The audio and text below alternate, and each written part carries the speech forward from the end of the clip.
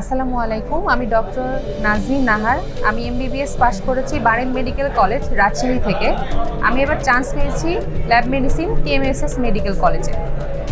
আমি জেনেসিসে লাস্ট 2 ইয়ার আমি জেনেসিসে ভর্তি ছিলাম। আমি সবসময় দুইবারই অফলাইন এক্সাম ব্যাচে ছিলাম। আমাকে ভাইয়াদের যে লাস্ট আওয়ার আছে সেটা অনেক হেল্প করেছে সামনের দিকে আগাতে, এবং ভাইয়ারা সবসময় বলে দিত যে এটা এভাবেই পড়বেন বা এটা এভাবে পড়বেন, এটা এভাবে করলে আপনার সামনের দিকে চলা আরও ভালো হবে।